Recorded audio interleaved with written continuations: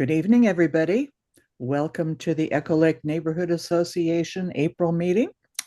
We're happy to see you, and I expect that people will be wandering in as the evening goes by. Hey, Blake, glad you got the link. Do you want to reveal yourself and say hello? You live in Echo Lake, right? We do. We just moved over onto the west side at Echo Shores.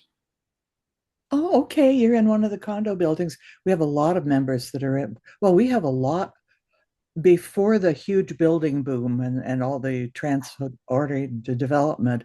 We had more more multifamily buildings than any neighborhood in Shoreline.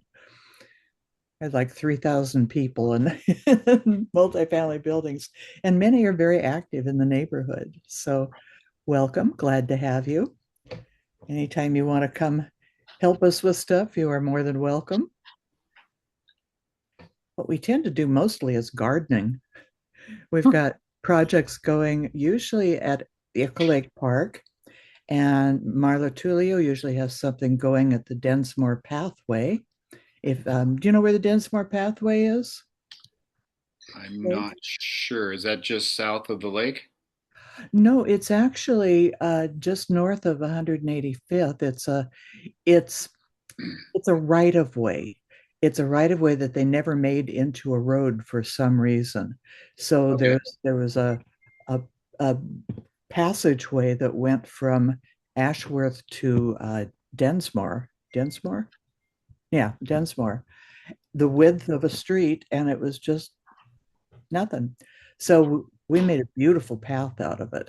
And people willingly will walk out of their way to go down the pathway. And Marla's the one that keeps track of it. She lives like 2 or 3 houses away. So that's really lovely. So, well, anyway, welcome. Let's see. Okay. Um, Marnay, hi. I don't think we've had you before in a meeting. Are you logged in? She's connecting. Okay, sorry, I didn't mean to push you there. There. Okay, Marnie, can you unmute yourself and say hello? Oh, there you are. Hi. Oh, you're still muted. Something is going on with my computer here after. So let me, oh my gosh, yes, I am here, but it is all sorts of wonky and I'm not sure what is going on. That's okay, Mary. You Well, go ahead and get that Mary, you one. look fine and you Yeah, I'm sound trying to fine. like everything's distorted and everything. So let me see if I can Sure. figure this out. Okay. Um, Here. Well, it is a good point to introduce our speaker, Mary Reedy. She'll be back within just a couple of minutes. Let's see, we got Blake and Debbie. And down below with the lovely red hair. Oh, I'm on the top on my row. I'm Marnay. Marnay Hi. Chris and I live on the lake at Echo Shores. Um, so at the one of the two buildings right on the lake, right next to one of the new parks. Yeah, Okay. yeah, we're going to be hearing about that. That's As pretty cool. Blake and Debbie are also neighbors of mine. Oh, great. Oh, great. Bring the rest of the building. Trying to. I do appreciate that. Have you run into Anne Michelle yet? Her goal is. I have spoken with Anne, and actually, when I saw Oh, that Mary was going to be here, because I was going to reach out to the city, and when I saw Mary was going to be here, I thought, I'm going to join this meeting. And okay. right, That's why we welcome. have these meetings. Well, welcome. Thank you. Yeah, we've I got get your newsletters all the time, Diane. You're indefatigable. I can't Hmm. believe how you put that together every day. it's called Don't Sleep. Hmm. So, hi, Gidget. Say hello. Hi, I'm gonna have to start all over because I don't see anything. Oh, you Oh, don't? We see you perfectly and we hear you. we You see. look lovely. Well, thank you. I'll be back. Okay. Oh, you didn't? Oh, there I am. Okay. I'm Gidget Terpstra. Gidget's a former board member, a former practically everything around Shoreline. I will, but haven't. We're very happy to see you and have you. Thank you. Let's see, well, Claudia, have you checked in here? No, I'm Claudia Meadows, and I live in the Echo Lake neighborhood on North 197th Place. And my husband is also here, Patrick Deegan. We're in separate rooms, and we get a lot better on Zoom in separate rooms. And anyway, I'm also a board member of the Echo Lake Neighborhood Association, and I'm very happy to be here. Happy to hear from Mary this evening as well. Great. I'm glad you were here. Dale, you haven't checked in. Board member Dale. Unmute. Again, I look in the wrong place. Sorry. I'm on Teams meetings all day long, and mute is completely opposite page on Teams. So pardon my interruption. I'm Dale Leiden. I am one of the board members. I'm also the treasurer. I live off of 185th at Corliss. We've been in this house for 28 years. So, and just as a reminder of our mission here at Echo Lake Neighborhood Association is we are here to create bridges and create connections between residents, businesses, and the city. And so we are here to kind of create those connections for communication and conversation. Sometimes we facilitate the message from the city to the community. Sometimes we facilitate the message from the community to the city. And all in all, over the years, it's been really beneficial, I think, to everybody. And we started a long time ago co-hosting public meetings with Jesus and Brian Breeden in Public Works. We were early communicators of that light rail was going to come. I remember in 2012 we had a meeting and said, "Come on, folks, you got to get on board. Light rail's coming." And when the bulldozers start showing up is the wrong time to start making your voice heard. And I think the city was, I think the community was very, very active and their voice was heard. Thank you, Dale. Pat, we haven't let you speak. Your wife told us you were here. Yes, I'm Pat Deegan, and I'm my beat is Echo Lake Park and the Transit Center. We have two beautiful developed parks in Shoreline. The Shoreline Park with the soccer fields and the tennis courts with the pickleball courts and that's what we have. Pretty parks, and thank you. I'm happy to be here. And you certainly do your part to keep Echo Lake Park up to speed. Thank you. Appreciate all the hours you spend monitoring that park and picking up garbage. And yeah, we need more like you, lots more. Dana, hi, you want to say hello to us? Have to unmute, Dana.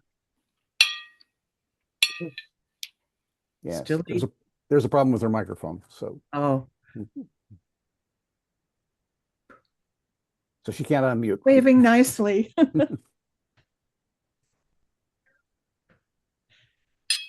We can wave and say hi. Yeah. Hi, Dana. Can you hear me now? Yes. Yes. Gotcha. Okay, I'm just here like a mouse in the corner. Nice to see everybody. Nice to see Hi, you Nice to too. see you, Diane. Always happy to see you too. Jay, are you the Zoom user or is that an actual person in there? That should be an actual person. Oh, hi. Somebody's just listed as Zoom user instead of having a name. You may not know how to change your name. Can you unmute and say hello? Ask to unmute. That didn't work. Hello. Speaking of hiding in the corner, hopefully you are yeah, there should be some way to unmute people. No, don't. It's a safety thing so that people don't get spied on. Hmm. So no, Okay. you can Well, only ask them to do whoever it. logged in and went for dinner when you come back. Whoever runs the meeting ought to be able to unmute that person. Nope, can't do No. it. Not allowed. Well, Not our way. whoever you are, Zoom user, welcome. Yeah. We'd love to hear from you, but I understand if you don't want to. We just haven't turned our camera on because we came in late and we're rushing through dinner while we're starting this. We're horsing there down you our dinner. Ah, Do we know you? Have you been here before? No, we haven't even moved in full time yet. We're Blake and Debbie. Oh, yeah. Well, you Oh, were. oh, yeah. Debbie's there too. We got two of you. That's great. And we've got somebody else that's just logged in as Zoom user. Okay. Yeah. Well, we're not doing anything too Yeah. secret here. Nothing proprietary. I heard from. Oh, I'm Diane Hetrick, and I've been with the neighborhood association since the dawn of time, maybe 20 years, I guess. I think I was so pleased when Shoreline Incorporated that one of the first things they did was formally draw the neighborhood boundaries, so everybody could look at the map and know what neighborhood they were in. And that's the way that you start to build community, is by telling people what community they're in. It isn't like, well, I kind of live over here and I think I'm in this and I think I'm in that. I notice a city near to us, people tend to identify themselves by their block watches, and that's good. But you really need a bigger group than that to start to organize things. So we're doing well. Now I did hear from Anne Michelle. She lives on the lake. Anybody who lives on the lake will run into Anne sooner or later. And she's just really delighted that we have some grants and we have the funding to treat the algae in the lake. But she said that sadly they decided that they couldn't do it while we've got a big algae bloom going on. And I just had somebody send me drone photos of the lake, and oh my, yes, it's green, and it's all in the middle. It's like a big pond in the middle that's green. So they don't think that that's going to dissipate until maybe next spring, but we're still on track to have the lake treated and maybe get rid of that algae problem for at least for a while. But it doesn't look like there will be any summer recreation in the lake, and we'll have to get people to try and keep their dogs out of it. Well, on that cheery note, let's see, anything else that we need to tell people about? They're going to, Anne said that she's going to have some work parties at Echo Lake. They're working on a native plant garden at the north. Sarah Camarese and, oh, I'm sorry, I've forgotten your name.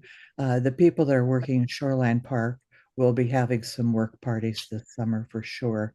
And they're part of the Green Shoreline Partnership, which is an affiliation of people who are keeping the parks clean in all of Shoreline.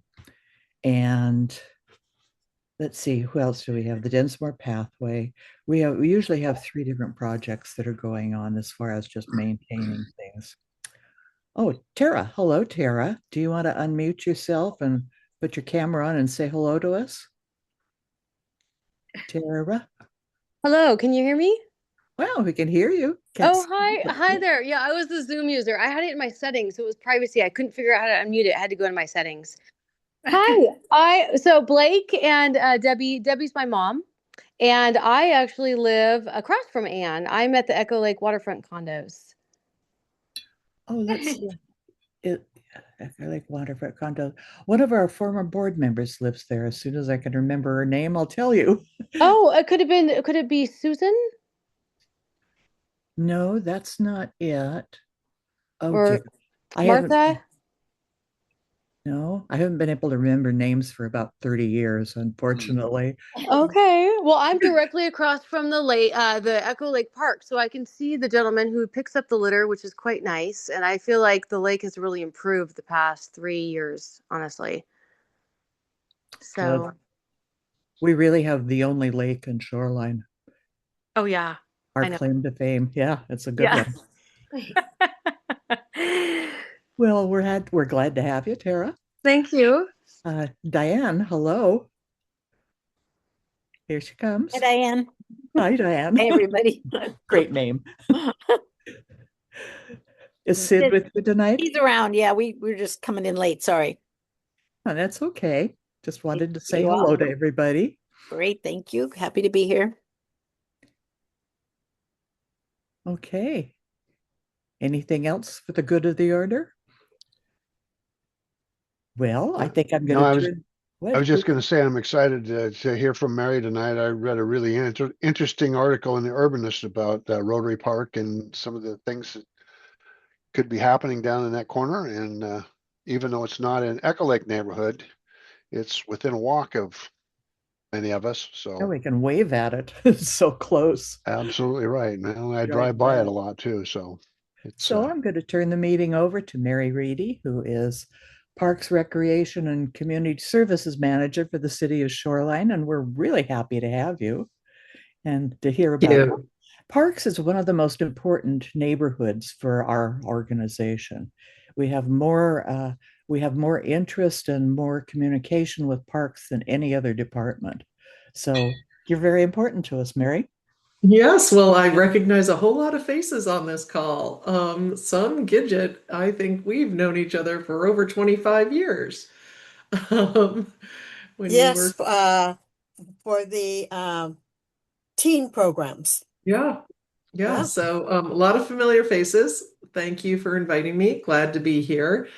I do have a PowerPoint that I developed that kind of it'll have time for questions and to dive deeper into some parks, but I did want to give you kind of the bigger picture too, because as Diane said, the department I have the privilege of leading is parks, recreation, and community services, but within that is special events and public art and the recreation facilities and fleet and facilities and affordable housing and human services and equity and social justice and environmental sustainability.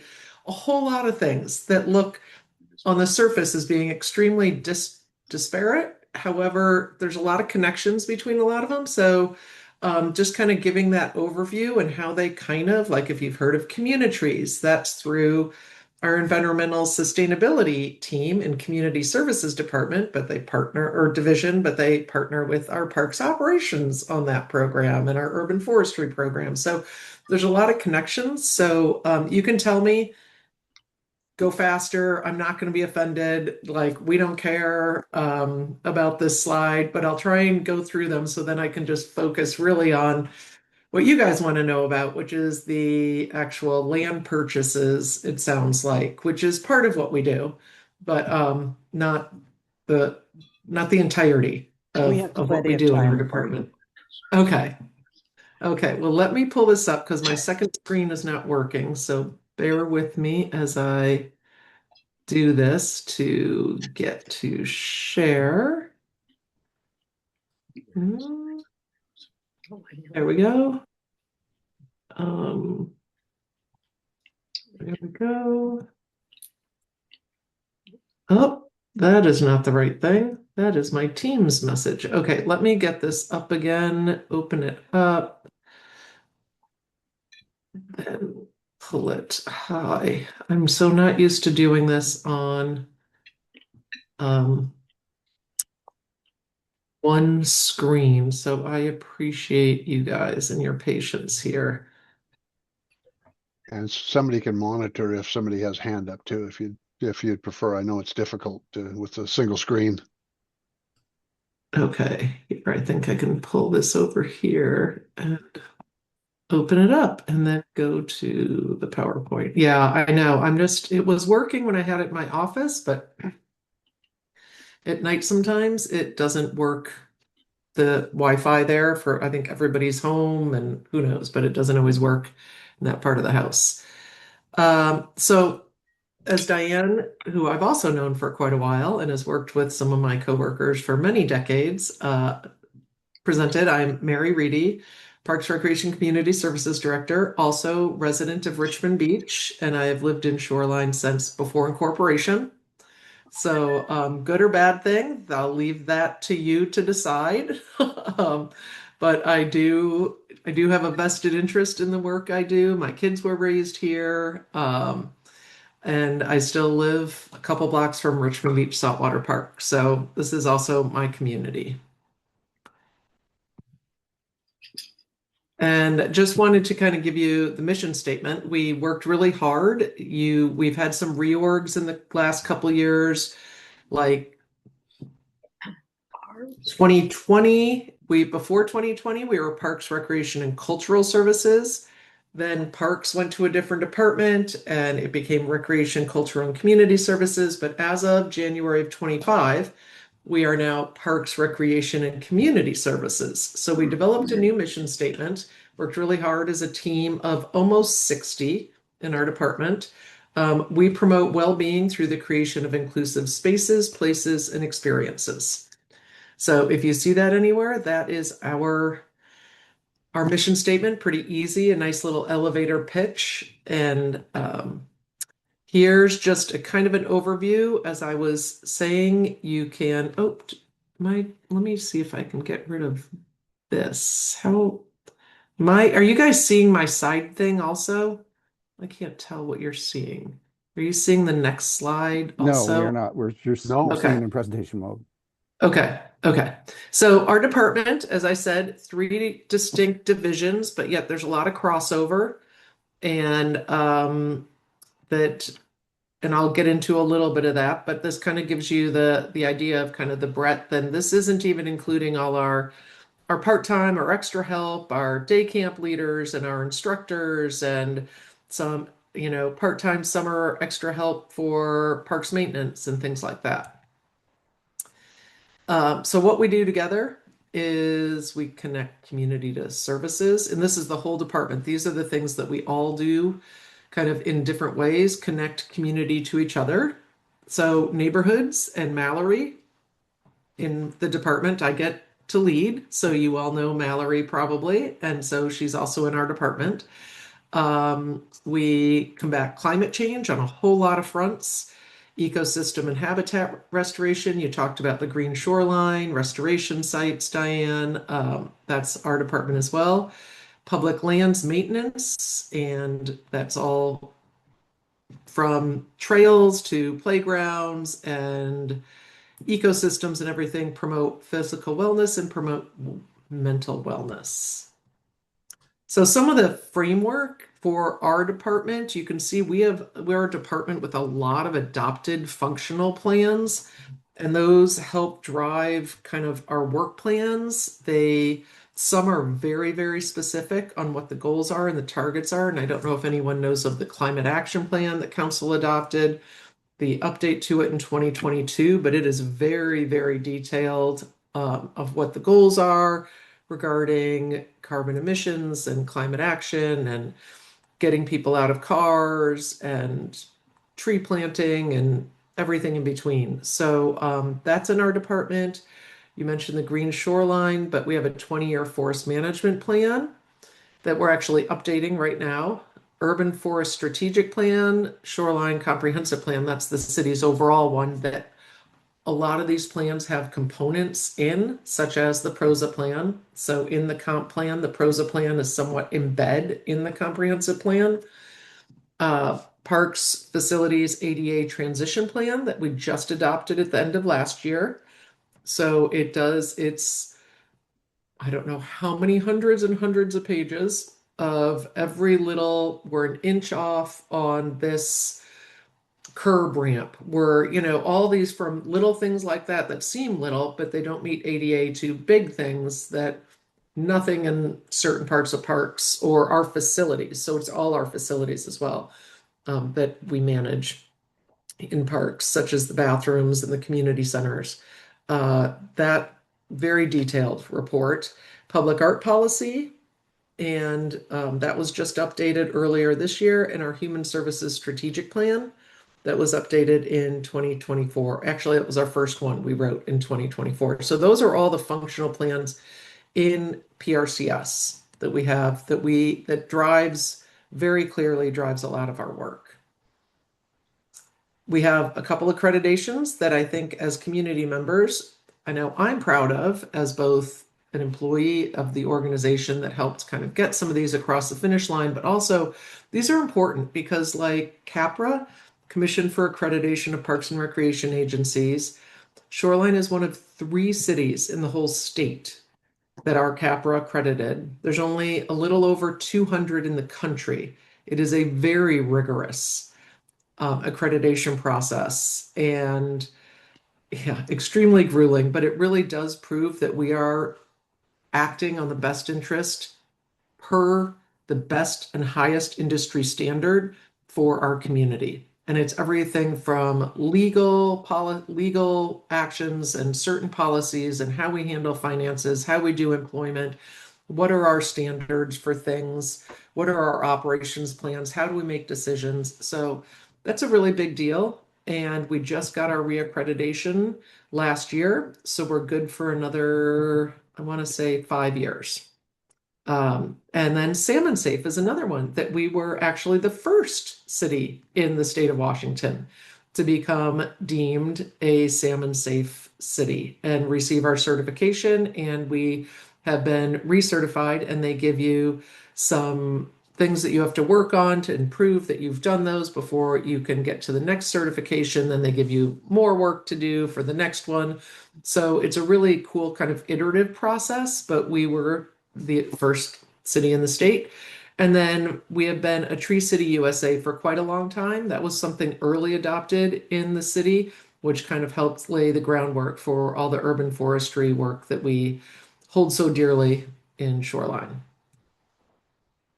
So just really quickly, I know you guys don't want to, I'm not here to do community services, but I just want to give you an understanding of kind of how we work as a department. We do have housing and human services that we do a lot. We're actually just starting an affordable housing feasibility study, which is going to be really exciting. So pay attention to council meetings. Those will be on the agenda in the coming months, and just what is feasible in Shoreline with affordable housing. Usually it's money or land that you need. We don't have either in Shoreline, so what are the other options? Really, and so we have a consultant, Burt Consulting, helping us with that. Equity and social justice is in our department and doing a lot of great outreach, engagement, inclusion work. Community opportunities, which is neighborhood associations as part of City Learn, Citywise, all those, the Community Champions Awards, all the stuff that you might have been involved in the past. And then environmental sustainability, which is communities and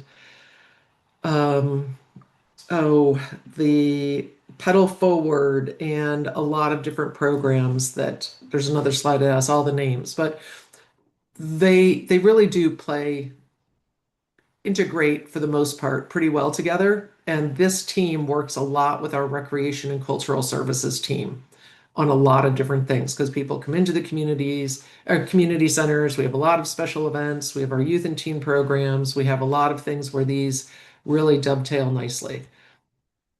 If you're curious, I encourage you to look at the Human Services Strategic Plan. It's interesting. Council adopted it. And as I said, we're heading right now into kind of the meat and potatoes of getting the affordable housing feasibility study up and running.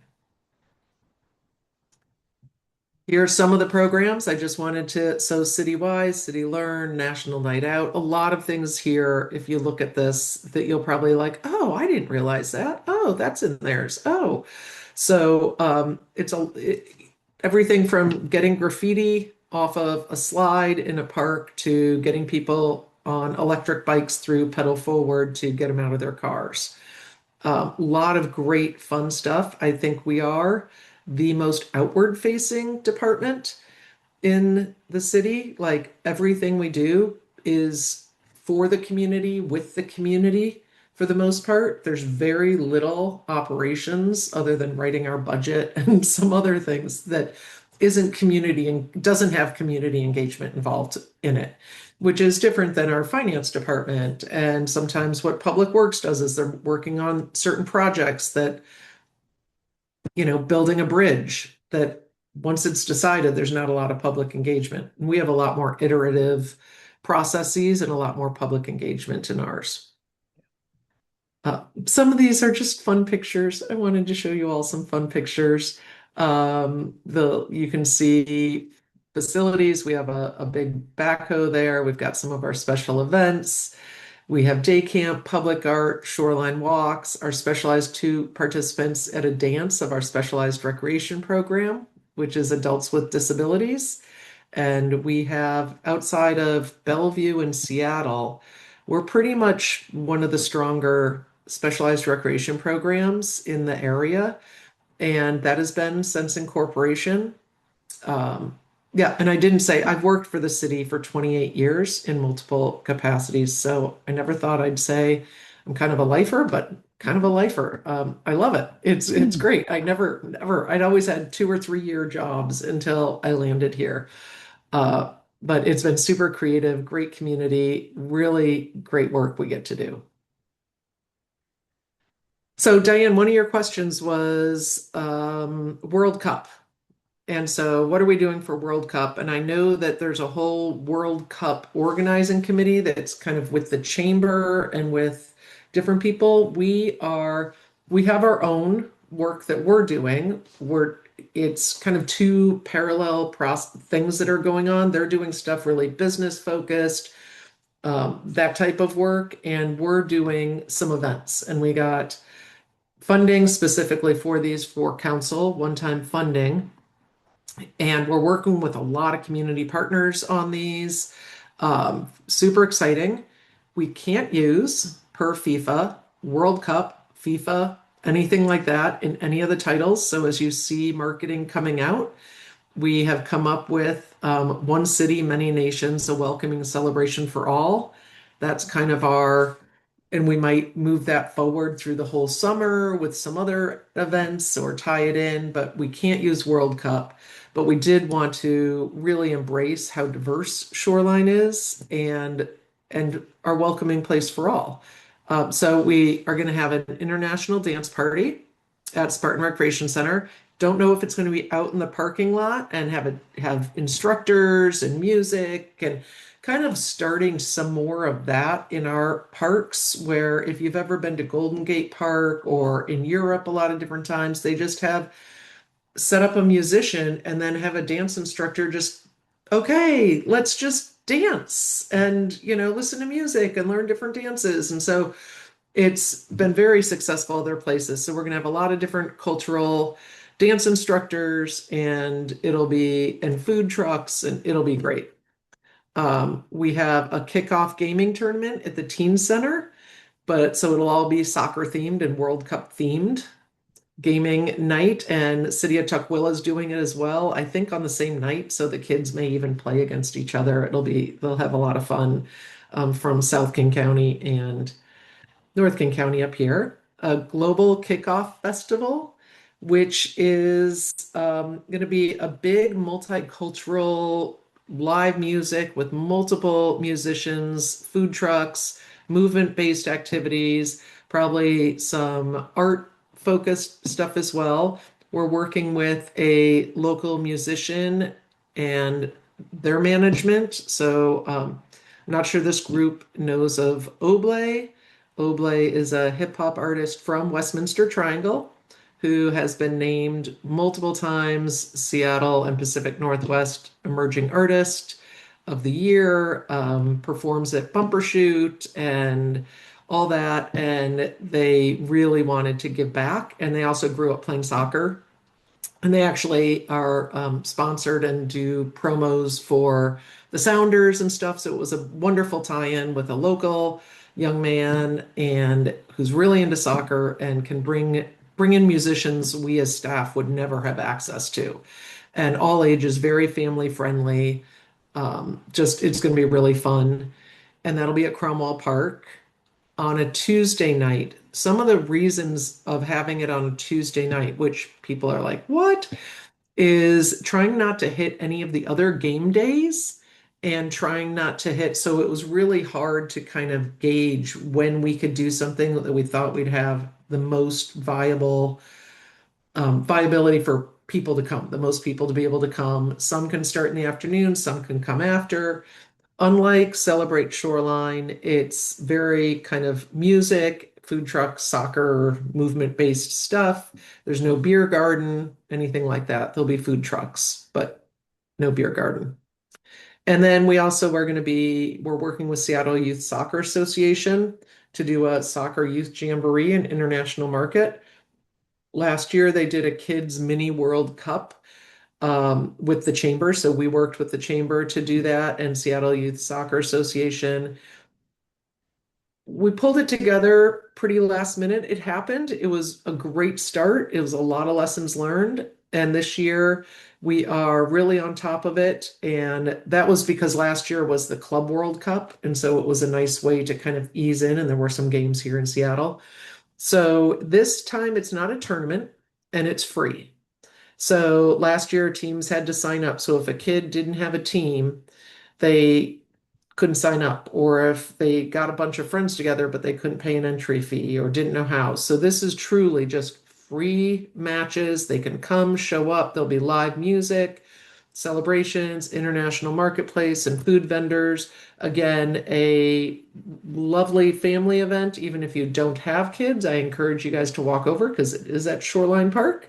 So I know that's where you guys host your annual picnic as well. So I encourage you to walk over. It'll be a great day.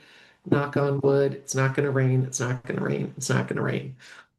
Even though the picnic shelter, at least now we can have the whole market under there and it'll be fine. Why isn't it going? There we go. Okay, I wasn't sure if you all wanted to watch. Oops. If you wanted to watch, have you seen the video on the Aurora Banner project? Have people noticed? Does anyone here even notice the banners on Aurora? I noticed them in North City.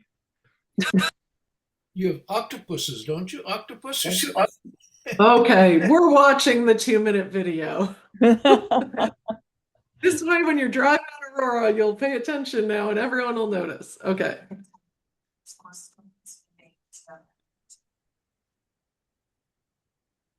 Okay, the volume's pretty low on that. Oh.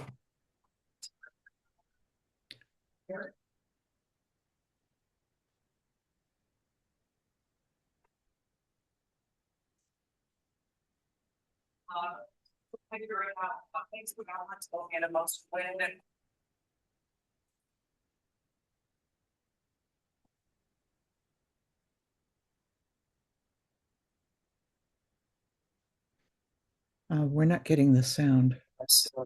Oh, you're not? No, it just very faintly, some words.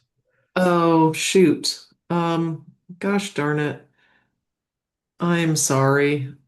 Well, it's on the city's website. You can look up Aurora banners and the video. Now you'll all have to, next time you drive down Aurora, look up. The banners are a welcoming place for all and how Shoreline is a welcoming place for all. We adopted this years ago and have really embedded into how we as an organization walk through our work. And equity, as everyone knows, and inclusion and access is really, it's embedded in what we do, anti-racism resolutions and equity resolutions. And it's so powerful and so meaningful to our department. It drives truly everything we do. And the PROSA plan, the Parks, Recreation, Open Space, and Arts plan, our decision-making framework now is fully based on equity, on where we buy parcels of parks if we have funding and how we deliver services. And it really has been a driver. So I encourage you, or Diane, I can send this PowerPoint to you afterwards if you want to share it and people can hear it. I'm again on one screen, so I can't really toggle back and forth and raise the volume very well. So I am sorry. But here's our growing park system. We have 412 acres, 41 parks, a lot of rental hours, picnic shelters, restrooms, playgrounds, all these things that our parks operations staff maintains alongside our grounds crew, which is based out of Public Works. So we in parks don't do the actual landscape maintenance in our park system. That's a team based out of Public Works who also does all the right of way. So they do all the weeding along Aurora and all the right of way. We manage the more technical things in the parks and the urban forestry part and the ecological restoration, but the mowing, the trimming of hedges, all that kind of stuff is done by the grounds team out of Public Works Department. We have two community gardens, one at Twin Ponds and one at Sunset School Park. 3 off-leash dog areas right now. So we have the new one that'll be opening up at James Keogh, which that park isn't quite open yet. We have the Ridgecrest dog off-leash area. We have the one up the college, and I'm pointing because it's that way from my house. And then the beach is open during the winter as off-leash, but not during the summer. 2 recreation centers, one which the city owns, one which the city does not own. So the city does not own Spartan Recreation Center. That is a school district building. And per our joint use agreement, we have access to it. Should they want to take it back, that is written in the joint use agreement that they, per their requirements for the state, they have to be able to have access to take it back for educational needs if they need to. You can see all the fields we have and the rental hours and tennis courts and 11. So the majority of our tennis courts are lined for pickleball, but we are keeping some that are just tennis for those players that want to be assured that they will be able to find a tennis court. Because pickleball is a well-loved sport and community activity in Shoreline, and so sometimes tennis players have expressed they have a hard time finding maybe a spot because pickleball, a lot of people do it. It's more of a social activity as opposed to tennis, which doesn't bring as many people and it's not as social all the time. We have a lot of park volunteer hours and 2.5 million park visitors last year. So, and we know that through, we had 2 years. This is our second year of having access to a kind of metric system called Placer AI. So they track cell phone data. If you have any tracking, so if you have Google Maps on all the time on your phone or anything that says, yeah, use my location, they'll be able to kind of see where you're going. And then through their algorithms, they can assume, oh, you're this old, and so you probably have this many people with you. I mean, they've done all this data. It's one of the bigger kind of demographic tools out there that cities are using right now. We probably won't use it after this year because we kind of have our baseline now, but every couple of years we might pay for a year to kind of see where we're at and what's changed. It's the best system we have now, unless you have somebody counting every single person that goes in and out of a park, which is really hard because a lot of our parks, as everyone knows, have multiple ingress and egress, and it's like really hard to track. So this is as good. It's not perfect data, but we can use it as relative data over the years. Our forestry program, just wanted to remind you that private trees is part of our planning and community development department. And right now they are in the midst of updating the private tree code and what that looks like. And you may have heard about that. And that is, we help support that and are Kevin Hickenbottom, our urban forester on our team, helps support, but it's not our work to drive at all, and that's code work, really. What we are responsible for in our department are public trees. So all the right-of-way trees, park and open space trees, and trees on public land managed by the city. So that's Seattle City Light and Paramount School Park and Sunset School Park.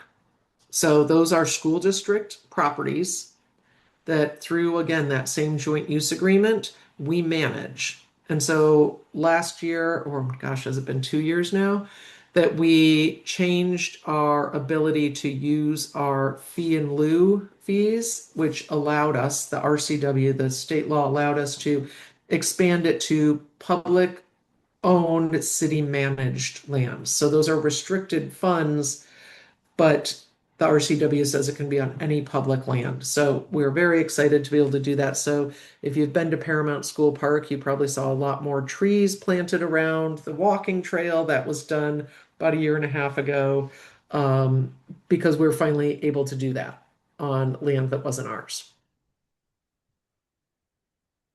And Diane, you mentioned the Green Shoreline program. We have volunteers in 17 different parks last year.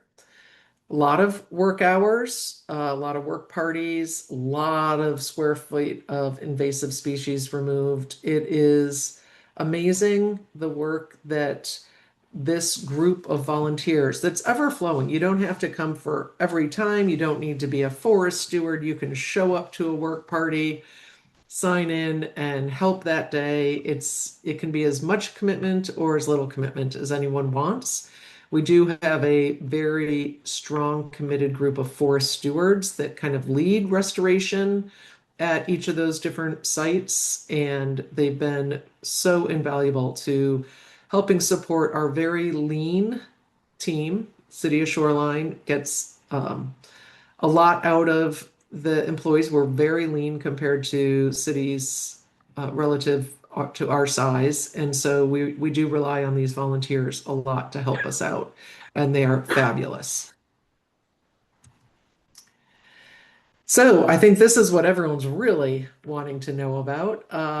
So latest park additions, we have some, so let me explain how we've done park acquisitions in the last 5 years, because we don't have any general fund dollars. So general fund dollars are from property taxes, sale tax, like all that, just money that goes in. We can use it to help pay an accountant, to help, buy pens, like everything. There's not much general fund dollars for acquisition. Actually, there's none. We're too lean of a city. So we've really, really reached into some grant opportunities, as well as, gosh, I want to say right before COVID, we adopted a park impact fee. So developers that are developing big properties have to pay a certain amount per unit, per square footage of a unit, because those new residents will impact our park system. The city also has a transportation impact fee for the same reason. Those new residents will impact our sidewalks and our roads. And so developers pay these fees. Those fees are transportation impact fees, and park impact fees are calculated differently, but the intent is the same, to garner some money for the additional impact of this developer's development. So the parks you see over kind of that haven't been named, the parcels over there on 192nd and Hemlock, because right now it's just open space, we've through conservation futures tax. So there's a tax we all pay as King County residents. It's called CFT, and it goes into a big pot of money for the whole county to retain open space and or buy properties where there's a residence or a structure on there, tear that down and create open space, with the acknowledgement that we are a fast urbanizing county, and they're looking for very specifically places that are environmentally damaged that need to be restored, or there's going to be a lot of growth in that area and we really want to, or it's a high inequity area in a community. And so green space people don't have backyards. People don't have, they need green space even more. So we've been really lucky at 192nd and Hemlock over the last 5 years we've already received CFT funds for the two green parcels, the big kind of, I guess, starting right off of 192nd. That was the first parcel we got through CFT, 100% funded. So because it's in this neighborhood that has such high density and such little green space, CFT, there's no money out of the city's coffers at all to purchase these properties. And so the two green parcels we've already received the funding for, and the other two we just submitted applications for this spring with CFT and are very hopeful that we will also get 100% funding, and we would eventually will tear down the houses there. We had willing sellers. We only do willing sellers. So people that have approached us, or we might send a letter out and then like, oh, that'd be great. I'd love this land to be preserved. And so it's been really lovely. And that is a really wooded, those houses are like in woods. It's going to be fabulous because that whole entire area is zoned really high density. Because it's right off Aurora, as well as the way that the city's zoning map happened too. So between the state requirements and the city zoning map, this is going to be prime green space to preserve, which we're really excited about. We should find out, kind of get a head nod from the CFT, the King County staff, sometime August on whether that would be moving forward, those two requests. And so with the Twin Ponds, you'll see there's one little tiny parcel kind of jutting out on the south end. That was also a CFT parcel to be able to give access through that way. And then the red on the corner is one. Oh, and there's one more kind of on the more west to that, another jutting out one. And then the one on the corner. So we're trying to create more green space and access again to a neighborhood that right by the light rail, right by the bridge, where if we can get 100% or 75% CFT funding, well worth to preserve that green space. Otherwise, and it is in some of those are in environmental sensitive areas as well. So we are preserving the habitat and can bring it back to the wetland and watershed and ecosystem that it was supposed to be. The one on the corner we're really excited about because it's right on the main walkway there, and it'll allow people to have kind of a respite off of First, sit down. We can have it be plant trees, do all these things, and there can be a picnic table and a bench, or we haven't designed any of it because we don't even know if we have it yet, but and then kind of allow an access point there too into a trail and into the park from that way. So very excited about that parcel being on the corner and allowing people that are walking as well that wouldn't go into a trail, because that trail that's right across the street from Evergreen School, it's just a trail. You're going into woods and there's no place to sit and enjoy. So this is a really nice parcel there. And West Echo Lake, which I heard people talking about as well, is that parcel kind of sticking out there that we did do design for. So some of you may have been part of some design work we did for West Echo Lake and 192nd and Hemlock, and really excited, great designs. We are going to be applying for a grant through the state, through RCO, Recreation Conservation Office, for a dock, funding for a dock off that West Echo Lake. That's going to be very expensive because we'll be dealing with the Army Corps of Engineers and a whole lot of other people to get that built. So that parcel right now is just going to remain as is. We don't have any funding to build it. All these, the minimum amount of money we would need without a dock or anything is $1 million to do basic park development. And that's, I would say 1.5 is probably about the average now, just to give you some sort of context of, and that's after you've designed it and are almost permit ready. That's just building it. It's not cheap. We're excited to see slowly some development picking up because that's really where our PIF funding will be used. It dried up, not gonna lie. The last couple years, they can't get loans. None of the developers can get loans. They can't make numbers crunch. So slowly but surely, I think that'll start changing and we'll start getting our park impact fees back up and start being able to actually develop some of these great designs. So I can't remember who talked about the Rotary Park expansion, but that you can see the Seattle City Light property, which is in yellow there. We just actually, 2 days ago, got a 5-year temporary use permit for that parcel. So that means that we can activate the space without them. We also are fully liable for the space, but for 5 years, the city will be going into a bigger negotiation with Seattle City Light on the interurban and all the stuff coming up. So this will probably maybe rolled into that, maybe not, but at least this gives a chance for, which isn't my department. So I want to be clear, the North City Commons that you probably heard the urbanist shoreline about and stuff.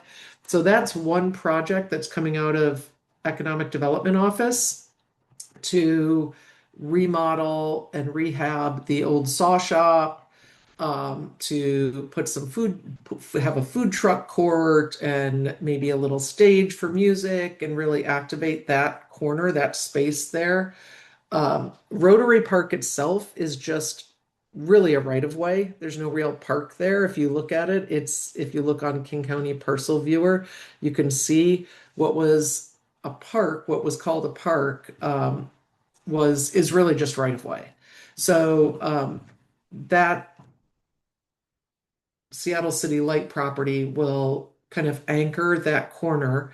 The green spaces you see there are CFT funded, again, parcels that we have received, and we have worked with the homeowners or tenants, and everyone is out of those houses as of the end of last year. And we are working on, we will demolish those, which is stabilization funds through CFT, again, paid for by the grant, and clear and grade and have that be a nice big open space right next to the activated North City Common space. We have no money for design for those parks, for those parcels yet. And we, obviously, if we don't have money for design, we don't have money to develop it. It is on our list, and we are going to be, hopefully, again, the park impact fees and all these things in the next 5 years will start coming online pretty fast. But the economy and development due to banking issues has been such that it's just come to a slow crawl with development in Shoreline. You did see the Hillwood, well, maybe you haven't, Hillwood Park expansion that now goes out to 8th Avenue. That is a beautiful parcel that, again, CFT funded 100%. Beautiful trees, gorgeous. And it allows the kids now who used to have to go, if they wanted to go down that way, they used to have to go all the way down to Richmond Beach Road and then walk down that way. They can cut through now. It'll be, I won't say it's because CFT funding, you can't have more than 15% of impervious surface because it is funded to be open space. So that'll have a nice trail in it. We're going to put a nice labyrinth. So it's in a quieter spot, beautiful big trees, and a labyrinth you can walk through with benches sitting next to it, just kind of a nice quiet spot. Because the rest of Hillwood Park will be starting to, hopefully, in the next couple months, be closed off, and we will start construction. That will be the last park of our park bond bundle to start construction on. We've had a lot of environmental issues, some permitting issues, going back and forth on the price of it with the contractor because of the way we did this park bond. It's progressive design build. I won't get into it, but you have to kind of each bundle renegotiate the price of that. So this is the last one. So we're in the thick of that right now, and hopefully not too soon. There'll be a nice, lovely loop walking track path there. There'll be a spray park, a new playground. It'll be really nice. And then Westminster Park is a parcel we bought with PIF funds quite a while ago when we actually were flush with a lot of PIF funds. And it was a house somebody wanted to sell to us. That neighborhood had no parks internally in the neighborhood itself. So it's going to be, and it's designed, and we're hoping to next year start construction on that. A little neighborhood park with a playground, a kind of a small walking path, some benches, a little climbing wall. Because it is in a neighborhood, we didn't put a basketball court or anything that would be super loud, but climbing is more individual and quieter, and we don't have one in our system. So bouldering wall, not climbing, a bouldering wall. So it'll be a lovely addition to that neighborhood. We're really excited into our park system as well. And Ronald Bog, you can see we added a parcel kind of on the south end there to give access, because there is no access to Ronald Bog from the south. And that's where some of the coolest stuff is, because you're right on the bog itself, and there's herons and egrets and otters and all these things. So right now the house is still there. We're hoping to potentially, we have full funding for another house adjacent to it. But the owner, we've been negotiating with the owner for quite some time. He's interested, but because we're a municipality, we just can't use public funds and go above and beyond appraised values more than a small percentage, because it is public money. So we're still working on that, but we are going to open up that south side, and so people can walk over there, and you can see the proximity to James Keogh Park there, and just walk between the two. But you would have access to that south side of the bog, which is a really special place. Brugger's Bog, we added one house that was to the northeast of the existing park, which has been great. Tore down the house a couple years ago, pulled out the oil tank, all that, and it is now going to look like it's always been part of the park, as we're there doing. This was one of our park bond projects as well, and that park's going to be amazing. It's going to have raised walkway through the wetlands, beautiful, beautiful public art, like gorgeous public art. Big archway, Native American, indigenous, with a story that is told through it. And Basket Ogress, I want to say, is the story. Really incredible. And so that was another CFT funded. And then Paramount Open Space, another parcel there that was CFT funded as well in the southwest corner. So we've been very, very busy trying to leverage public dollars and everything. It's like the Paramount Open Space, we're not going to develop, and we've already, Brugger's Bog, we're paying for the development through the park bond, that type of thing. Some of the others are going to sit for a while until we can really get great designs and money to fund the actual development. You may have heard of Edwin Pratt Memorial Park as well, because they're finishing up the design to 60% design there. Again, a CFT, so it's not going to be an activated space. You're not going to see it find basketball courts, anything like that. It can only have 15% impervious surface. So really a lovely natural space. It can have a little play structure or something like that, but mainly benches and trails and maybe some really interesting public art. Staff have worked hard to really incorporate a lot of voices, and the Edwin Pratt's family involved in the design of this park, and it's kind of towards the tail end of the design process now. I think they have one more public engagement, and really going to be a lovely addition right there off of 185th. That's the first one that we'll go to after Westminster once we get funding to develop. It's been sitting on the books for a while, and we really need to develop that park. And then we purchased a future park along Aurora. So our PROSA plan, because we did social inequity mapping and really identified what were the most underserved with parkland, one of the areas was South Aurora. Parkwood was another, and North Hillwood. But when this parcel on right off Aurora, right next to the Seattle Ski and Snowboard, all those big dirt mounds and all that big open space area became available, and the family really was excited to have it be a future park that owned it. We did purchase that for our future pump track. So taking advantage of some of the landscape there already, and the ski shop wants to do kind of a partnership where they were going to move out of Shoreline. And if anyone here is a skier, you know that that would be such a huge loss. They are kind of known as being some of the best ski and snowboard shop in the region.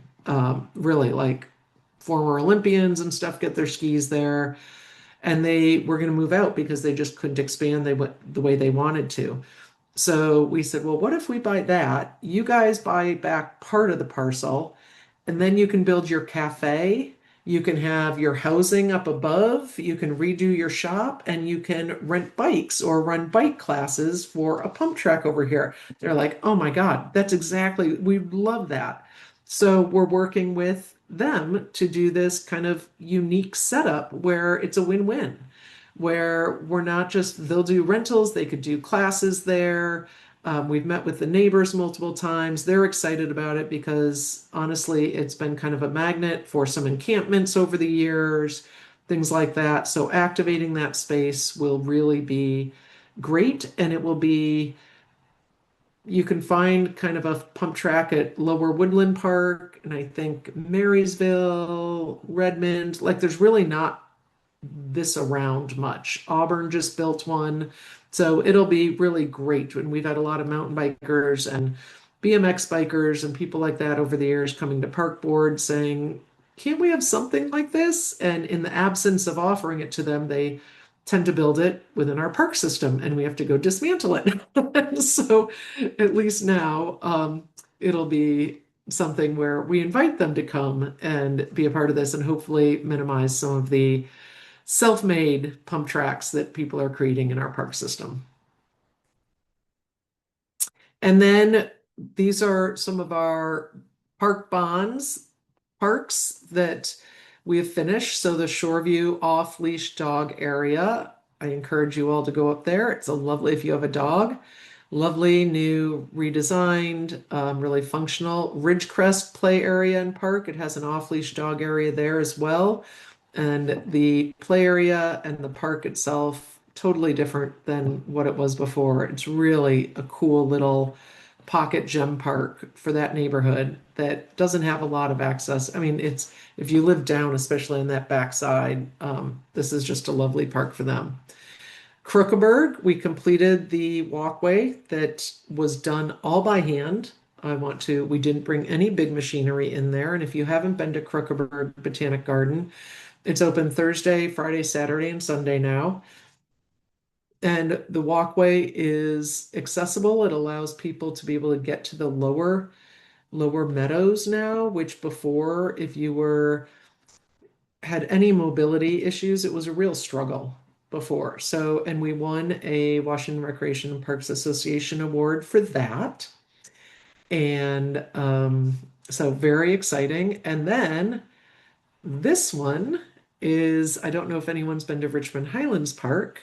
It's been completed, but Thursday night, some of the folks on my team are down in Tacoma at the conference this year, WRPA conference, and we won another award for this, which is out of the whole state. And they had a lot of applicants. And for this one as well, we are in the running for a national award as well. So really cool park design, very inclusive, very focused on at Richmond Highlands. That building hosts our specialized recreation programs, so our adults with disabilities. It hosts our youth and teen development programs. So we really kept in mind inclusive, all ages, accessible. So you can, which I think is the coolest feature in this park, is you can go through the entire park and every feature here and never have to take a stair. There are stairs if you want to, but you can, and you don't, there's not like stairs here and then the accessible walkway that goes up and around there. You're never othered if you use wheels to get around or have mobility issues. You are on the same walkway as everyone else, and it's all ADA, meets every standard. And so there's no feeling of like, well, I guess I can only go up there and I'll see you guys at the top. Everyone moves through the space together, which is just really beautiful, in my opinion. And I will say, I worked for Special Olympics for 3 years as well, so I have a real soft spot for this, for making sure that we have full access in our parks. A lot of the features there are for folks with wheelchairs as well. We have a sensory garden, so a quieter spot with smells and tactile stuff and some hands-on music art that's really lovely and quiet for some of our park users that are neurodivergent and need a little quieter space at times if it gets too crowded. Our slides at this park have dignity landings, so kids that can't move quickly off a slide that kind of have to sit there and get help can scooch over a little, and then another kid coming down doesn't whack right into them. So it's got a little spot on the edge of it, and they kind of scoot at the bottom of it, and then people can keep going, and then they can get themselves figured out with their walker or whatever. Really, and then for the teens, there's outdoor ping pong, there's basketball court, there's picnic tables, there's a baseball field in the back, and a big loop path. So when we were developing our PROSA plan, we really heard people want loop walking paths in our park system. So I want to say all of our new park designs that are full park designs in the bond project have a loop walking path. And we heard that loud and clear, and it just allows people to get out and be walking and not on a road. We don't have a lot of sidewalks in Shoreline, so this allows people to feel much safer than walking just right next to where cars are whizzing by. James Keogh Park, oh, we're nearly completed. We're waiting on utilities to be hooked up. We don't have control over Puget Sound Energy or Seattle Public Utilities or anything, but we're very close. There'll be a ribbon cutting this spring, hopefully within 6 weeks. Again, we don't get to tell the utilities when they get to hook things up for us. What's really cool about there's an accessible play area, an off-leash dog area, half court, sport court, as you can read. But a lot of the pathways are really, really wide and have kind of these bermed skateboard features, which isn't a full skate park that then just only is for a certain demographic. This allows all the demographics to move kind of through there, but not eliminate the teens out of or young adults that want to have some skate features as they're moving through with their younger siblings or family that are using other features there. The half court basketball court.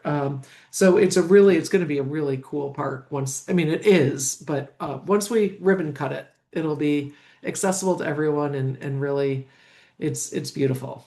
And then I talked about here's the public art at Brugger's Bog. It's really, once we get it in, she's starting carving now, and she lives over on the coast, I want to say, the indigenous artist, and it's going to be beautiful. So if for no other reason, once this park is finished, I encourage you to go over and just ooh and ah over the beautiful public art that's in that park, or will be. And then construction right now on the Upper Hillwood Park. So these are concept designs. They're still doing some underground work, all that kind of stuff, but you'll start seeing things happen pretty quickly there.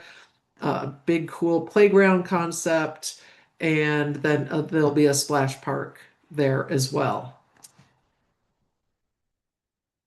And here's kind of what the design that when we just had that first parcel at 192nd and Hemlock, and what we realized is that this design is very easy to scale larger and just add a couple other features as we have more parcels. So we're working with the designer and it's been great. Like we talked with them, we said we're going for these other parcels in the next couple of years. They said, great, we'll make this design so that it's really easy to just keep building upon it. And again, CFT funded, so you have to have it's not going to be tennis courts or anything. It's very nature based. And here's the West Echo Lake. So those of you that live on the lake, this is the concept design of where we're at right now. You can see it's got a kiosk at the top, boardwalk, ramps, scramble path, benches, picnic table, elevated walkway as you get closer, and then a dock. And like I said, we're getting final designs on this and getting to 60% so that we're permit ready. And then it actually positions us much stronger for the state grant for funding for the dock. And this is Edwin Pratt. As I said, we're kind of nearing the end of the design process here, but there are two different concepts. So there's the reflect and explore, and then there's the celebrate and embrace. So the north end is 185th there, and different ways of kind of moving through the space. And again, worked with Edwin Pratt's family a lot, and it'll be a lovely, quieter place to hang out with some things, but not more of, I'd say, because it is CFT, a passive park, and because it's so wet there, any boardwalk will be a raised boardwalk there. Can I ask a question about the West Echo Lake Park? Sure. Just wondering how, I mean, even just as recently as a couple of weeks ago, we've had tents in there. Maybe it's been a little bit longer than that, but we've had tents in there, and there doesn't seem to be an efficient amount of security from the facility up the street at 198th. Just wondering how the park's going to be monitored, and if it's going to have specific hours or security, or I know we're way ahead of ourselves because it hasn't been done yet, but it seems like it's going to be kind of a nuisance over here more than an enhancement. Great question. With all our parks, they're open dawn to dusk. So, and the police go by and lock any gates we have and check on things at the end of the day. Now, depending on their cadence of calls that day, it may not be exactly at dusk, but they are the ones that lock our gates. Activating a park or a parcel tends to diminish nefarious activity in parks. So I hear you. There's always, with any open space in an urbanizing community, that during really hard economic times, that there's the chance of having people living there, things like that. I will say that the parcel, we had kind of some of the same concerns, and a handful of early on before we bought the parcel, places on the Hillwood kind of extension out to 8th Avenue that haven't come to fruition. That doesn't mean that this would be the same or different, but the more activated it becomes, the less likely there is for bad things to happen there. So that's the goal here, and really to offer this neighborhood another access point to the lake, because it really, other than our park up on the northeast side, it's hard to get access to the lake. There's the piers at the south side, but this allows this whole section and all the big developments that are going in there, apartments and things, to be able to walk quickly and get down there as well. I don't have a great answer for you, and I don't know who said that, because I'm on one. Lake up in the corner, and it just doesn't seem like there's any parking at all. So I don't know how There that's isn't. It's just going to be It's a lot of our parks. The Westminster Park doesn't have parking. These are neighborhood parks, so we don't have parking. There'll be a couple ADA stalls you can see kind of right up here.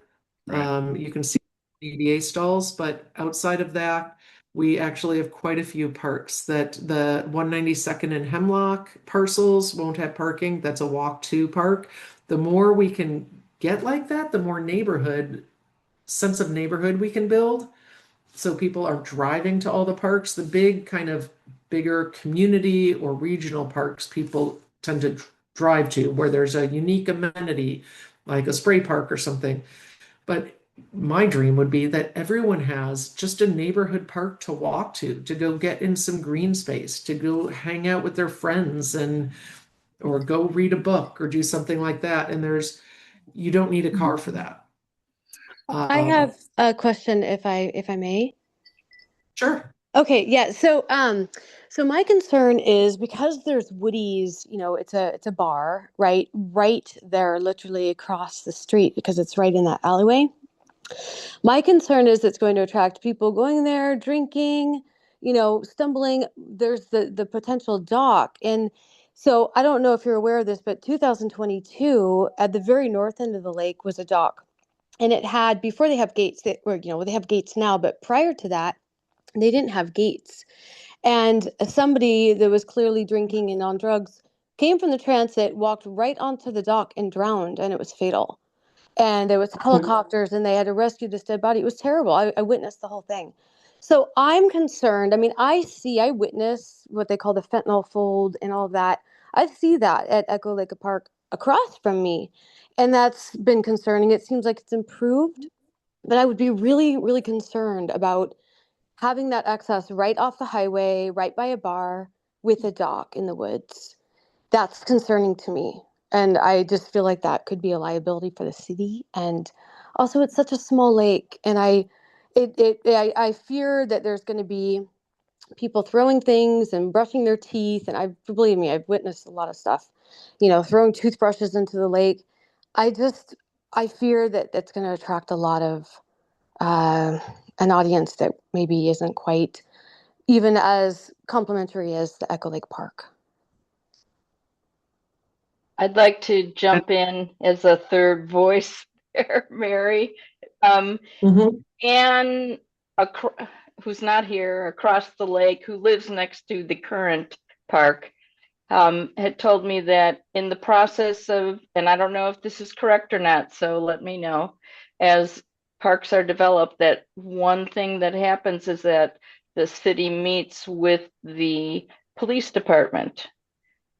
And is that true? And if that is true, if it hasn't happened yet, because sounds like we're a little ways out from development, can we be invited? Can we, as the neighbors, be invited to hear that and to share our concerns and hear what the plan is to make it secure? So we do work very closely with the police department on a lot of things, and they actually reviewed this design because we do CPTED reviews, which is crime prevention through environmental design, and they have people that are certified in this on their team, and we work with them with all park designs to make sure that there's the right lines of sight, that there's no hiding spots, that there's no anything like that.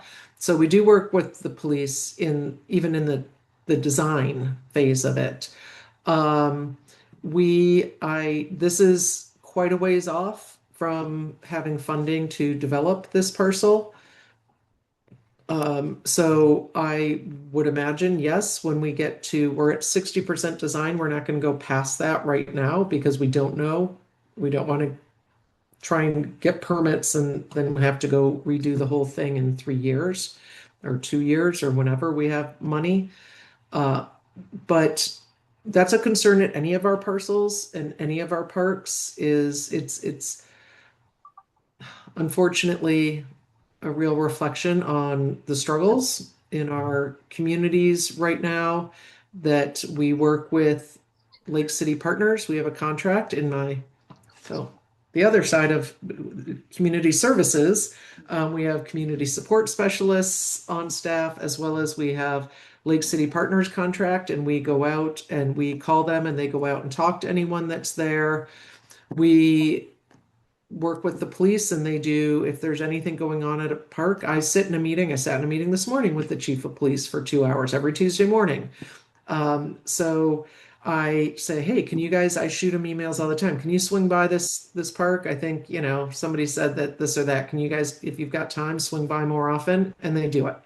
And so they make a point of, we work really closely together and they're very responsive when I ask that. Darnell Park off of the Interurban Trail has had some challenges over the years. We've worked to clear it out. Now there's clean lines of sight, and a couple months ago there was more people trying to sleep in there, and I asked the police to stop by more often. They did, and that hasn't been an issue since then. It'll happen again there, and we'll do the same thing. I can't prevent anyone from ever trying to, at any of our parks, do bad things or things that aren't desired, I should say, behaviorally. We can mitigate it as best we can. And I hear your concerns about the drowning, Tara. I know I've lived here a long time. I've worked for the city a long time. Ronald Bog, we had some youth die probably 10 years ago, trying to go swimming, not realizing there's no place to stand. It's actual bog and your feet sink, and they couldn't get out, and different things like that. So we try to do our best to mitigate these things as best possible. And I really don't have an answer that's better than that right now. Then this is also on our minds, and we do this all the time of trying to talk with the police, come up with park designs. We do listen. We come to community meetings like this. That's why I'm here, to hear these things and to talk through it, and to make sure that we are meeting the needs of the community as best possible. For sure. Do you expect that we will have the opportunity to meet with Shoreline and the police department when we get closer to the development, so that we can be in a meeting? Or is this just after the fact we call for help? I mean, I don't know when we'll be there, and if I'll be in this position or not, so I can't commit to somebody else in the future. But what I can commit to is that we will make sure, and I encourage you guys, as we start moving towards whenever that is, development, police want to work with us. Everyone wants the parks to feel safe. Everyone's committed to the safety of our community. And so, yes, usually we don't have a safety meeting on a park, in a park development, but we do meet with the community regularly. Westminster Park, we met with those neighbors. I went out with a council member and our park project manager and met with community members because they had some concerns over things, noise there, because the playground, and it's going to be noisy. And so we moved the playground a little. So yes, we do that regularly, Marnay. And I can commit, if I'm here, yes, I will make sure. And that is our norm per se. I can't write it down for 2028. Right. To make sure, but that is our norm. And we definitely work with the neighborhoods that we're developing parks in very closely. Okay. Thank you, Mary. Because we're a 2-building condominium complex. We are not gated. We can't afford to be gated. It's right next door to where we are. We already have people come wandering in, peeing in our elevators, knocking on doors, stealing packages. Before I moved here, and I don't know who had anything to do with that. I think it's St. Elizabeth's Place. Is that the large structure? St. Margaret's. St. Margaret's.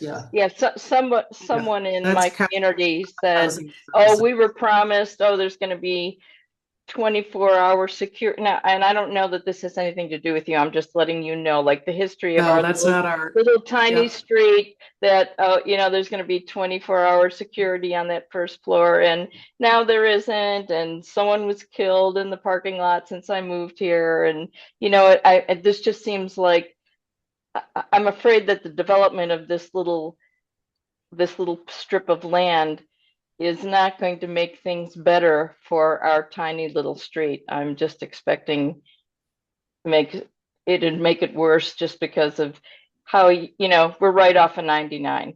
So for whatever that's worth. No, it's great. Thank you. And Diane can get you my email, and I'd love to, if you want to send me thoughts as you think more about these things, and I can forward them on to the police, or we can keep them and tuck them away in our West Echo Lake folder. So as we get closer to development, we have names and contacts so we can reach out and ensure people are invited to meetings that we would be hosting for sure. I hear your concerns. Thank you. Catholic Housing Services manages the St. Margaret's Place. Yeah.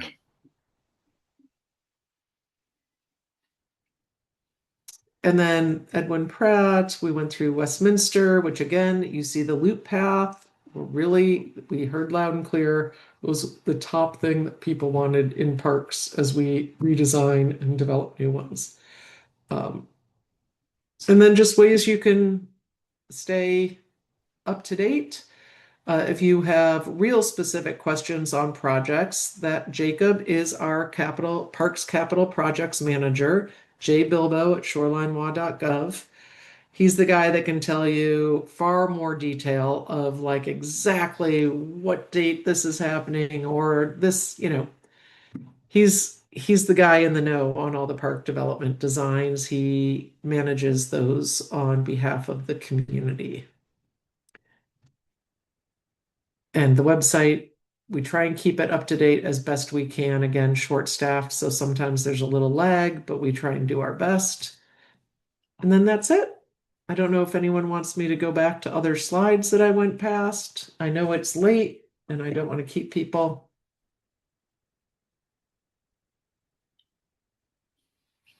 Oh, Diane, you are muted.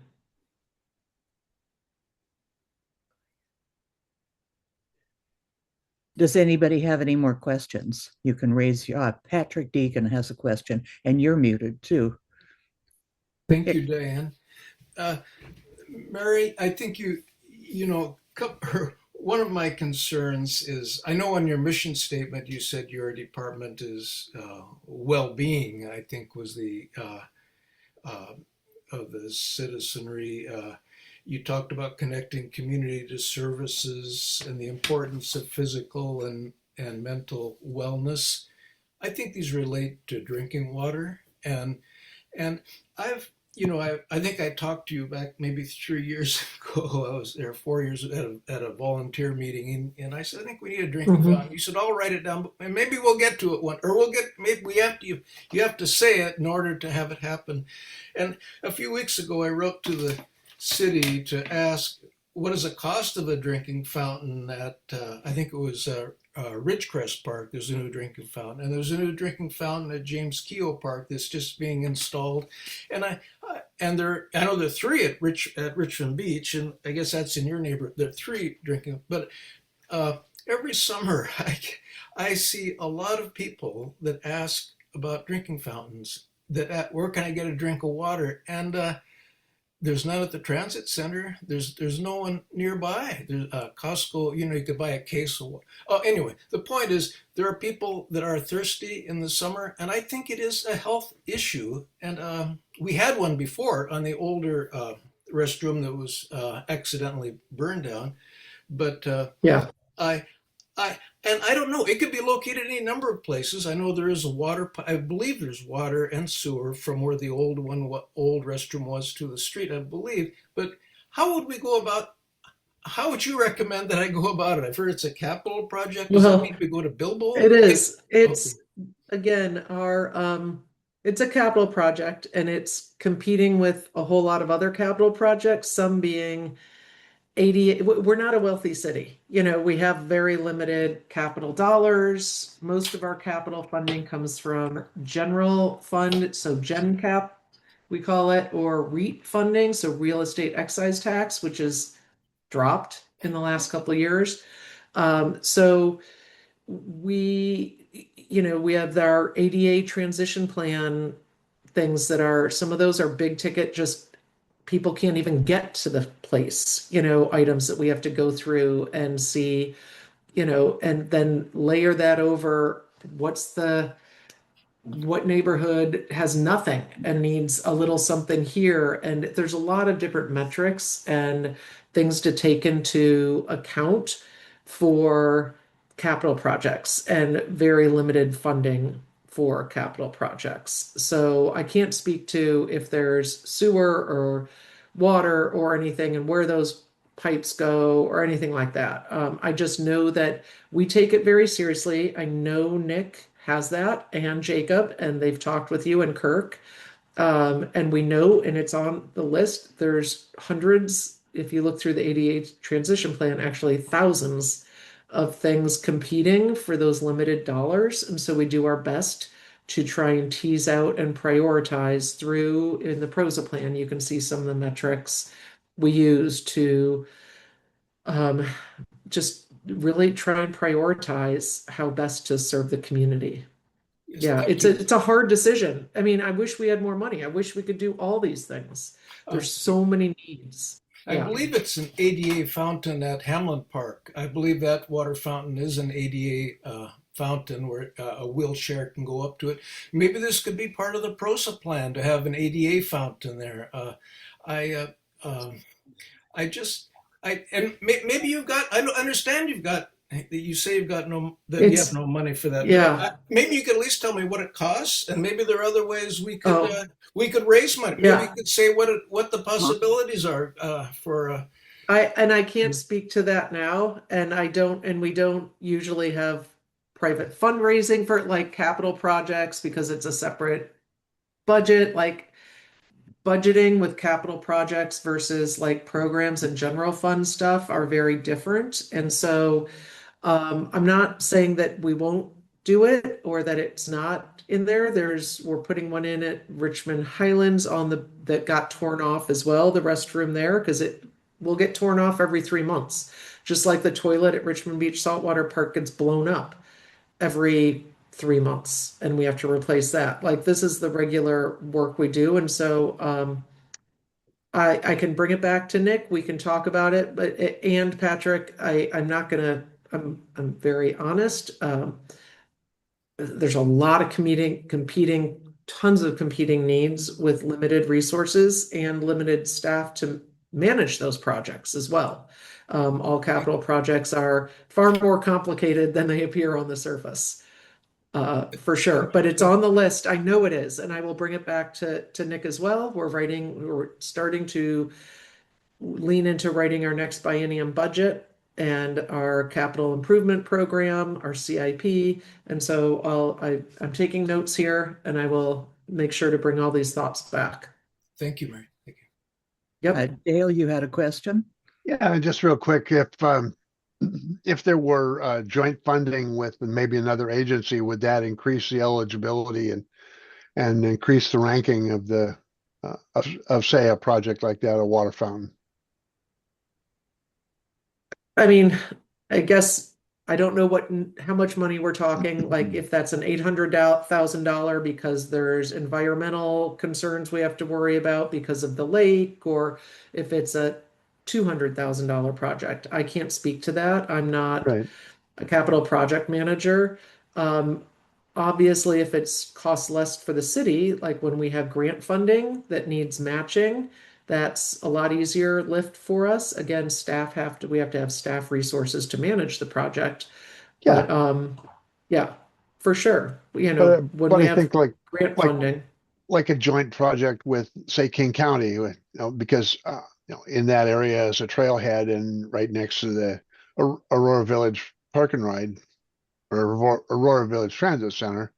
There's a potential maybe of a joint project with King County funding also, things like that.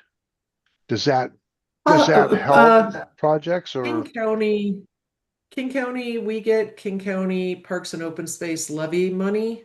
So we do have money that helps, and that mainly goes to our ecological restoration program and trail maintenance and things like that. And not capital. I don't think we're allowed to use it on capital. Maybe, no, we are, but we haven't to date. It's really been our one funding source for ecological restoration work over the years. Uh, I'm writing all these things down. So thank you, Dale. I appreciate that Yeah, thought. thank you. Okay, Claudia, did you have a question? Yes, I also wanted to address the need for a drinking fountain at Echo Lake Park and reiterate that it is on the the trail that runs through the entirety of Shoreline, and there are no drinking fountains on the interurban trail that runs through the entire length of Shoreline. And I know that there are grants available through the city of Shoreline for community projects. And so my question is, if we were to find out, if we were to be able to find out how much it would cost to install a drinking fountain there, which I do not think would be as extreme as one might think, because there is already water to the loo that is right there on the Echo Lake Trail, and because there was a former drinking fountain at Echo Lake Park. And so, one, it seems like we should be able to figure out how much it would actually cost. And then I understand that there are many, many needs that the Parks Department has, and many parks. And so, similar to Dale's question, I wonder if we might be able to secure funding through another organization. Could it be installed in a park if the money did not come from the Shoreline Parks and Recreation budget? Yeah, I would just caution us to be careful because capital projects change cost by day and by bid climate and things like that. I mean, Right. And availability of water, availability of drainage, things like that. And like Mary Mhm. said, certain environmental regulations, given the fact that we are next to the lake, things like that. But those are some So things I we can can't, put our heads yeah. together. And I appreciate everybody's focus and commitment to getting this done. And really I'm hearing the sense of need very strongly. Um, like I said, I can't give you even a ballpark of what that's at because I don't know if they capped off all the stuff from the old bathroom and dismantled. Like I can't speak to any of that. So things tend to be way more expensive than everyone realizes. Just that little Westminster Park, not the design work or permit or anything, but we're permit ready, and that's 1.5 million and there's not much moving dirt or anything, and there's no restroom, and there's no water, and there's no electric, like the no utilities, whatever, and that's 1.5 million to do that park. So everything's way more expensive than I think. Um, you just don't realize it. And permitting and environmental concerns and all doable, all stuff we'll take into account. I've gotten this all written out. Doesn't mean we can't try and go for state grants. I'm not sure from a grant funding climate kind of filter if this would be high up on anyone's, it might be depending on the price, but we're competing with people from all over the state. So, I just don't know. Money's getting tight for everybody, but definitely, Claudia, I hear you. I've written down alternative funding sources multiple times here in my notes. to bring it back to my team and just noodle around on that for a while. Thank you, Mary. And I wanted to reiterate that you can use us to share information. If you have any of these meetings that people are talking about, or you're looking for feedback on anything, we'd be happy to help disseminate information about that. One of my Thank you. frustrations with the city is that, and this has nothing really to do with parks, but when they do public notification, it tended to be a certain number of feet around the boundary of the property that they were talking about, but far more people than just those are interested in what's going on. So we could help spread the share the information about meeting with somebody. Well, I appreciate that overture, Diane, and I know Jacob, the project manager, works with Mallory closely to try and get word out to the neighborhood associations. So I will continue to encourage him to keep that up. Well, I think we're coming to the end here. Mary, thank you so much for being here. This has been really wonderful. All of these Thank things you. I've been wondering about, and now we know, and we know who to contact if we have more questions. Yes, and I'm sure you will. And feel free to contact me. I may forward your email because my team knows everything. I just know enough to be dangerous on a lot of different things. But happy to connect you with the right person. And I'm sorry I couldn't give you all the answers everyone wanted to hear. Like, yes, we're going to fix that. Because that's just not how the reality is. And I just want to tell you the truth. I will work on a lot of these. I've taken notes. I will talk with the police. We will definitely, and again, I'm a community member. Also, I'm committed. Okay. Well, thank you. Thank Thank you you. so much for your time. Yeah, thank you so much. Okay, Thank you all. I'm going to declare the meeting over. We will turn off the recording, and if anybody wants to stay for a couple more minutes, that's fine too. So Thanks